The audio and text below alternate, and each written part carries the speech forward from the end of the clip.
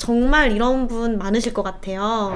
안녕하세요. 행복한 김실장 김성은 중개사입니다. 오늘부터 여러분들이 평소에 부동산에 대해 궁금했던 사연을 받아 답변을 드리려고 해요. 제가 전셋집을 구하기 위해 인터넷으로 집을 2군데 정도 보고 부동산에 연락해서 주말에 약속을 잡고 집을 보러 갔습니다.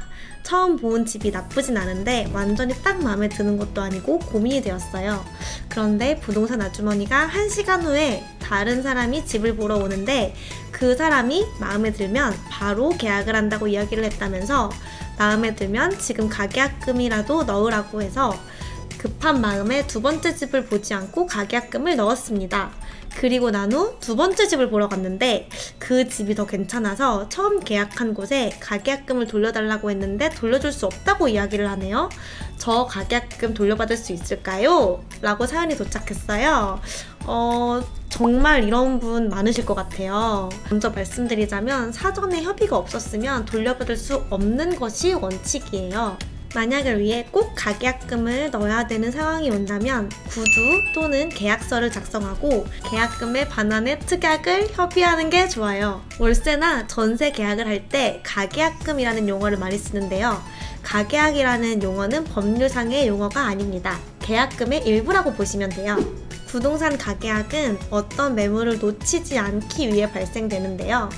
민법상 규정한 계약 자유의 원칙에 따라 계약의 효력은 갖고 있다고 보고 있어요. 따라서 가계약도 계약이기 때문에 본 계약 체결의 의무를 갖게 되면서 특별한 약정이 없는 한 가계약금 환불을 요청 시 계약 포기로 간주가 돼요. 그래서 통상적인 계약금인 매매대금의 10%에 해당하는 해약금까지 오히려 지불해야 하는 상황이 생길 수도 있어요. 실제 사례가 있었는데요. 아파트를 10억에 매매를 하려고 계약금 1천만 원 우선 지불했을 경우에 문제는 이 가계약을 해약할 경우에 매수인이 가계약금만 포기하는 것이 아니라 계약금 10%에 해당하는 1억에 대한 돈을 매도인에게 지불하는 보험 판례가 있었습니다. 이런 피해를 받지 않으려면 가계약 당시에 본 계약 미체결 시 계약금 반환에 대한 특약을 쓰거나 전세 자금 대출이 불가할 시 계약은 자동 해지된다는 조건을 사전에 협의하시면 됩니다. 자, 이런 경우도 있을 수 있어요. 계약의 성립은 계약의 중요사항이 확정되었음을 요건으로 하는데요. 부동산에서 보여준 집에 대해서 계약을 하기로 했는데 입금 금액에 대한 정확한 협의가 되지 않은 상태에서 가계약금 1,000만 원을 먼저 입금하고 다음날 직접 만나서 매매 금액을 협의하기로 한 경우, 이 경우는 계약의 중요사항인 매매 금액이 협의되지 않았기 때문에 계약은 성립하지 않았다고 볼 수 있겠죠? 그렇기 때문에 일방이라도 파기에 대한 불이익은 발생하지 않을 수 있겠네요.